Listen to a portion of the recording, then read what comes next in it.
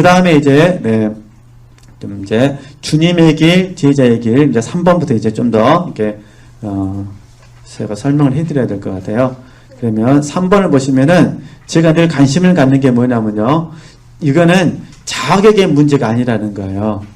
조건의 문제라는 거예요. 찾으셨어요? 3페이지. 3페이지 3번. 가운데. 그죠? 네, 끝까지 밑에.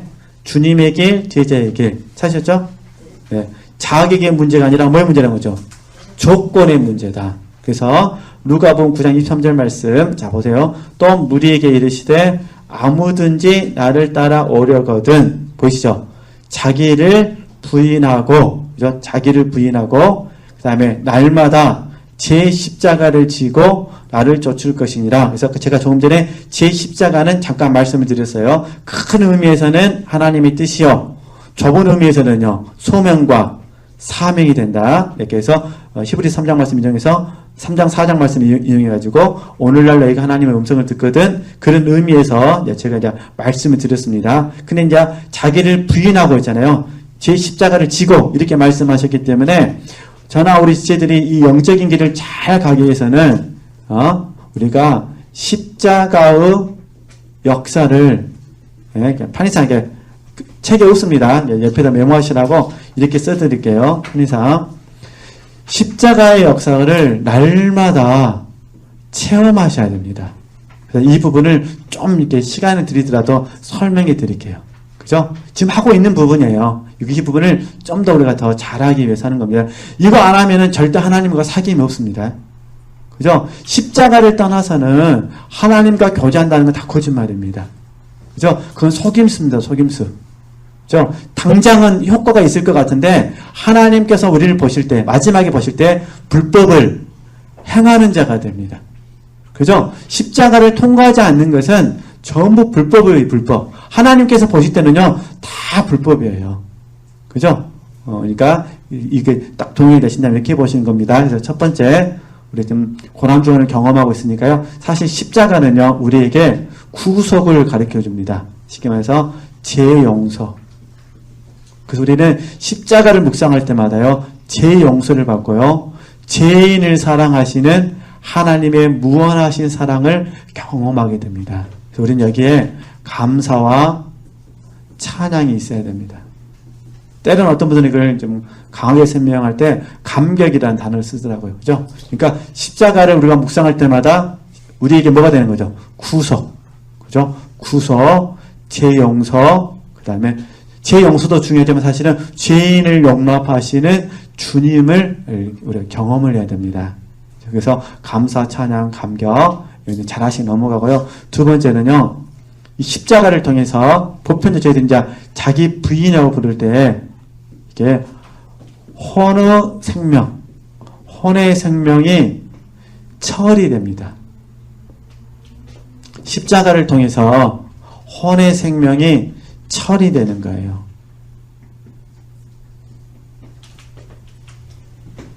쉽게 우리가 생각과 마음과 의지의 부분이, 그냥 여기서 간단히 설명할게요. 지금 다른 유인물에 다 있습니다. 있는데, 생각과 마음과 의지를 사실은 십자가가 실제적으로 우리를 처리합니다. 그죠? 십자가가. 그래서 우리에게는 이 십자가의 역사가 있어야, 제가 지금 자기 부인이 있었지만요, 자아파세가 이루어집니다. 자아파세는 십자가에서 이루어지는 거예요.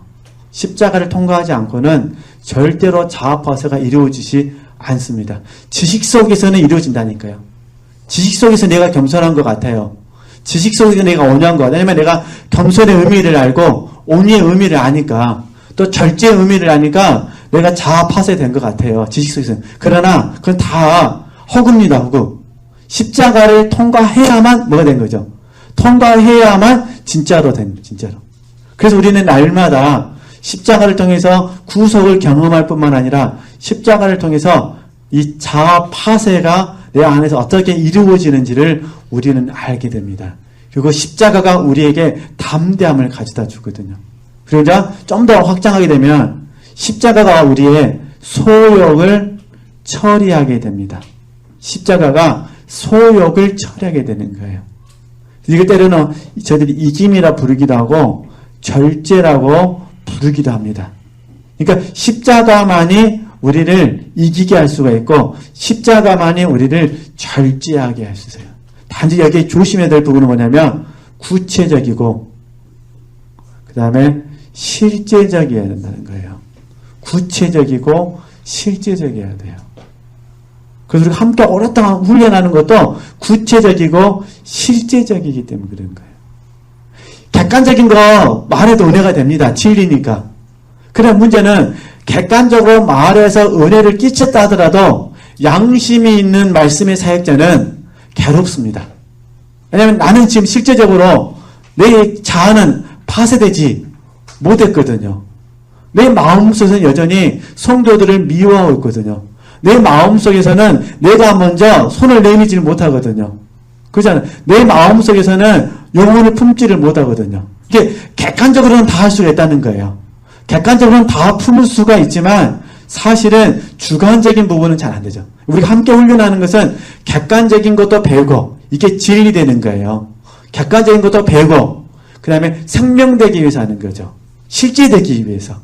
그래서 우리가 저희들 구체적이라든가 실제적인 단어를 사용하게 되는 거죠. 그러니까 다시 이제 구속, 그 다음에 자기 부인, 그 다음에요 소욕을 어디서 처리한다고요? 십자가에서 처리합니다. 십자가. 그 다음에 이제 네 번째가 어떻게 되냐? 순서는 중요하지 않습니다. 제가 강의에 편하게 이렇게 한 거니까. 네 번째 십자가는요, 사실 연합의 자리입니다. 십자가는 연합의 자리예요. 그래서 제 십자가를 지고 주님을 쫓으라 하셨잖아요. 그러니까 이 십자가 안에서 주님의 십자가가 내 십자가가 되는 거예요. 그러니까 우리가 이 십자가를 먼저 지기 위해서는 사랑하셔야 됩니다. 연합돼야 돼요. 그러니까 주님의 십자가가 내 십자가가 돼야 돼요. 그러니까 다시 설명하면은 하나님의 뜻이 내 뜻이 돼야 돼요. 그죠? 하나님의 사명, 하나님의 일이죠. 하나님의 일이 내 사명이 돼야 돼요. 그래야 사실은 우리가 십자가를 질 수가 있습니다. 그러니까 하나님의 뜻이 내 뜻이 되고 하나님의 사명이 내 사명이 돼야 돼요. 이게 연합이 되는 거죠. 연합. 이게 저희들이 이제 궁극적으로 갈라디아서 2장 20절 말씀으로 설명해 드리죠. 갈라디아서 2장 20절 말씀. 그래서 때로는 이제 저희들이 생명으로 적용할 때는 이기는 생명이라고 부르기도 하죠. 이렇게. 그래서 지체들이, 저도 그렇고 지체들도 그렇고 십자가의 역사를 날마다 경험하셨으면 좋겠습니다. 네. 그리고 이제 다섯 번째. 지금 이게 다 지금 제자도 때문에 설명하는 겁니다. 네. 십자가를 진다는 게 뭔지 설명하기 위해서 다섯 번째 이제 뭐가 되냐면요. 다섯 번째는 세상에 대해서 십자가에서 죽는 겁니다. 세상에 대해서. 이게 갈라디아서 6장 14절 말씀. 이거 좀 찾아봤으면 좋겠습니다. 세상에 대해서 우리 십자가에서 죽는 겁니다. 십자가에서 죽는 거예요. 십자가에서. 그죠? 이거는 말씀을 좀 찾아보도록 하겠습니다. 갈라디아서 6장 14절 말씀. 네. 다 쓰셨으면은 말씀 찾아서 한번 같이 보도록 하겠습니다.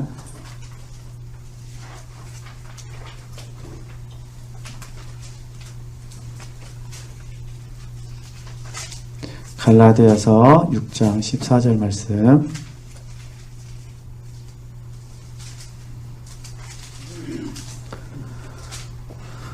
네, 같이 한번 읽도록 하겠습니다. 갈라디아서 6장 14절 말씀 함께 읽겠습니다. 그러나 내게는 우리 주 예수 그리스도의 십자가 외에 결코 자랑할 것이 없으니 그리스도로 말미암아 세상이 나를 대하여 십자가에 못 박히고 내가 또한 세상을 대하여 그러하니라. 아멘. 봐보세요. 그럼 봐보세요. 십자가 외에 결코 뭐라 했습니까? 자랑할 것이 없다 그랬어요. 그러면서 세상을 이야기한 거예요. 그러겠죠? 그러면 이건 무슨 말이냐면 우리가 이제 요한 1서하고 같이 적용하면은 세상과 세상 것들은 뭐가 있습니까? 육신의 정욕과 안목의 정욕과 이생의 자랑이 있어요. 그렇죠? 그러면 육신의 정욕과 안목의 정욕과 이생의 자랑이 있는 이게 세상과 세상 것들인데 세상에 십자가에서 죽지 않으면 어떻게 되느냐? 세상을 자랑하는 거예요. 세상 자랑. 이해되시죠? 십자가에서 죽으면 십자가 자랑. 이렇게 되는 거죠. 그러니까 내 마음의 묵상과 입술의 말이 세상을 자랑하고 있으면 아직은 내가 십자가에서 죽은 게 아니라게 되는 거예요. 그러면 윗절 한 절만 더 볼게요. 그대로 말씀이 있으니까. 13절 말씀 보세요. 할례 받은 자이라도 스스로 율법은 지키지 아니하고 너희로 할례 받게 하려 하는 것은 너희의 육체로 뭐하는 거죠? 자랑하려 함이니라. 이렇게 말하거든요. 이미 육체는 죽었는데 그 육체를 가지고 자랑하게 한다는 거예요. 사도 바울은 뭐라는 거죠? 십자가만 나의 자랑이다. 그죠? 그러니까 세상은 십자가에서 반드시 뭐 하셔야 돼요? 죽으셔야 돼요. 그러면 우리가 어떻게 나타나느냐? 이해되죠? 육신의 정욕과 안목의 정욕과 이생의 자랑은 있을 수는 밖에는 없으나 이해되죠? 있을 수밖에는 없으나 그것이 우리로 하여금 자랑의 대상은 안 된다는 거예요. 17절 말씀 봐보세요. 이후로는 누구든지 나를 뭐라는 거죠? 괴롭게 말라. 내가 내 몸에 예수의 뭘 가졌다는 거죠? 흔적을 가졌다는 거예요. 그죠? 그러니까 이 모든 부분들이 저에게나 우리 지체들에게 뭐가 됐으면 좋겠다는 거죠? 흔적이 됐으면 좋겠다는 거예요. 흔적. 6번째는 아닙니다만, 그리스도의 십자가의 흔적.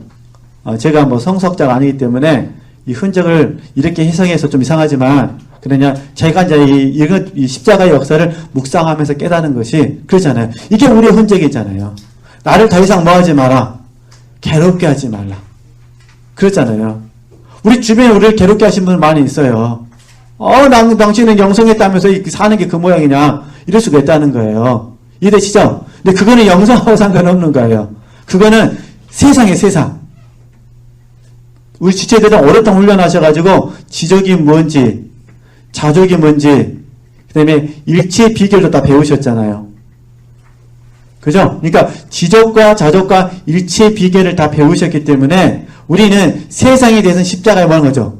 못 박힌 거예요. 단지 우리는 지금 십자가의 역사 안에서 우리의 삶을 지금 살고 있는 거죠. 이게 제자도라는 제자도. 그러니까 자기를 부인하고 제 십자가를 지고, 물론 지금 이 테마는 지금 자기 부인과 관련됐습니다. 자기를 부인하는 이 과정에서 이 모든 공과들을 공부한다는 거예요. 그렇죠? 그러니까 이렇게 아시고 어쨌든지 우리가 한번 열심히 다시 한번 부분 다 알고 계신 내용이니까 이거를 좀 삶 속에서 적용하셨으면 좋겠어요. 그러니까 생활 속에서 영적인 성장을 도모하자. 지식적인 부분에 있어서 생명 공급이라는 부분에 있어서 영의 성장에만 초점을 맞추지 말고 이제는 생활 속에서 이렇게 계속 적용해 보자는 거예요. 100%는 안 되겠죠. 그러나 50% 이상만 돼서 딱 이렇게 삶을 살아도 얼마나 감사하겠습니까? 그러시겠죠? 그럼 50% 안 될 수도 있어요. 30%만 이렇게 살아도요, 얼마나 감사가 되겠어요? 십자가만 생각해도 나는 십자가만 자랑하리라. 십자가만 생각해도 구속의 즐거움. 그러잖아요. 정말 주님이 나를 구속하지 않았더라면 나는 지금 지옥 갔을 텐데 내 삶은 어땠을까? 얼마나 감사가 돼요. 자기 부인 그렇게 알고 싶었는데 몰랐는데 이제 좀 알아서 적용하니까 얼마나 감사한지. 사실 자기 부인만 돼도 힘이 있잖아요. 그죠? 그 다음에 몸의 소욕까지 처리하는 법을 배우시고, 그죠? 그 다음에 연합되어져서 그분과 내가 영원히 동행한다. 말씀이 아니라 실제 내 안에서 동행되어지는 삶을 경험한다. 엄청난 축복입니다. 그죠? 그리고 이제 세상까지 우리가 십자가에 못 박았으면 참 좋겠는데, 그래서 예수님께서 그런 얘기 하시잖아요. 너희는 세상에 있지만 세상에 속하지 않았다는 거죠. 우리는 세상을 떠날 수가 없습니다. 그러니까 우리는 항상 세상에 있습니다. 세상에 있지만 세상에는 속하지 않은 겁니다. 왜냐하면 이미 이 십자가에 세상은 못 박혔기 때문에. 세상이 나를 못 박았고 나도 세상을 십자가에서 뭐 하는 거예요? 못 박은 거예요. 이게 다시 얘기하면 육신은 있습니다. 안목도 있습니다. 그죠? 이생도 있습니다. 있는 건 어쩔 수가 없는데 이게 누르게 되어 나타날 때마다 십자가에 뭐 하는 거죠? 처리받는 거예요. 그죠? 그래서 우리는 정력으로 안 가고, 그죠? 정력으로 안 가고, 자랑으로 안 가게 되는 거죠. 세상에 있지만, 세상에 속하지 않는 삶을 사는 거거든요. 그렇죠? 그러니까, 혹시 지체들께서 자랑하고 싶은 누구만 자랑하셔야 돼요? 예수 그리스도. 그 다음에 그분의 십자가. 정하고 싶으면 자기에게 자랑하라고 그러잖아요. 주 안에서 자랑하라. 정말 자랑하고 싶으면 누구에게는 자랑할 것이 있어야 돼요? 내게는. 이게 자기에게는 자랑이 되겠죠. 그러나 그 사람에게는 자랑이 안 된다는 거예요. 그래서 여기 이제 하나 더, 이제 여기가, 이게 뭐냐, 십자가의 역사잖아요. 하나 더가 뭐냐면, 여기 이제 십자가의 더 깊은 역사를 저와 여러분이 받아들이는 겁니다. 십자가의 더 깊은 역사를 받아들여요. 저는 그래서요, 야곱을 보면서 이걸 생각해요. 왜 하나님께서 야곱에게 노년에 혹독한 고난을 겪게 하셨을까? 자, 전에도 말씀드렸는지 모르지만, 요셉이 17세에 꿈을 꿨잖아요. 17세에 꿈을 꾸고, 그 다음에 30세에 총리가 됐고, 7년 풍년이 있었고, 맞죠? 17세에 꿈 꿨고, 30세 총리가 됐잖아요. 그 다음에 7년 풍년이 있었고 2년 흉년이 있었어요. 그리고 아버지를 만나거든요. 그럼 몇 년이죠 지금? 나이로는 39세. 그죠? 17세의 야곱은 요셉이 죽었다고 들었어요. 그러니까 지금 13년 맞죠? 22년 만에 22년 동안 야곱의 육신을 하나님이 죽여버립니다. 22년 동안에. 그죠? 왜 하나님은 야곱에게 그런 혹독한 시련을 주셔야만 했을까? 우리는 몰라요. 누구만 아시는 거죠? 사실 우리가 요셉에게 초점을 맞추니까, 그죠? 요셉에게 초점을 맞추니까 지금 우리는 야곱이 22년 동안에 얼마나 마음이 힘들었는지 그걸 몰라요. 저는 이걸 이제 묵상하게 됐어요. 왜 하나님은 그렇게 하셨을까? 22년. 제 계산이 맞다면 맞죠? 22년 시간 동안에 왜 하나님은 야곱에게 혹독한 훈련을 하게 하셨을까? 물론 나중에 이제 총리가 된 요셉을 만남으로 말미암아 남은 세월 동안은 하나님께서 평강을 주셨지만 이 기간 동안에 야곱은요 더 철저하게 이스라엘로서 삶을 살았던 것 같아요. 더 철저하게 누구만 의지했다는 거죠? 하나님만 의지했다는 거죠. 다른 아들들이 아무리 야곱에게 잘해줘도 항상 그의 마음은 누가 되는 거죠? 요셉에게 있는 거죠. 그러니까 이제 요셉이 빼빼 말라가고 너무너무 힘들어하니까 이제 그게 기회가 돼서 요셉의 형들이 아버지를 생각하게 되고 요셉에게 잘못했던 것도 생각하게 되는 거죠. 그러잖아요. 그러니까 저는 그래서 이건 하나님의 기쁜 경륜이라 우리가 알 수는 없습니다. 단지 제가 드리고 싶은 부분은 우리가 계속해서 영성훈련을 받아도 제가 깨닫는 부분은 그거예요. 왜 하나님은 우리에게 계속해서 이제는 그냥 역사가 아니라 더 깊은 십자가의 더 깊은 역사를 주신다는 거예요. 그게 요셉에게는 고난으로 왔다는 거죠. 그래서 혹시 우리 지체들께서 지금 혹시 육체의 고난이 있으시다면 인간관계라는 부분에 있어서 고난이 있으시다면 그죠? 이런 각도에서도 묵상해 보셨으면 좋겠다는 거예요. 첫 번째, 십자가의 더 깊은 역사를 하나님이 수용하라는 거예요. 쉽게 말해서 순전해지라는 거죠.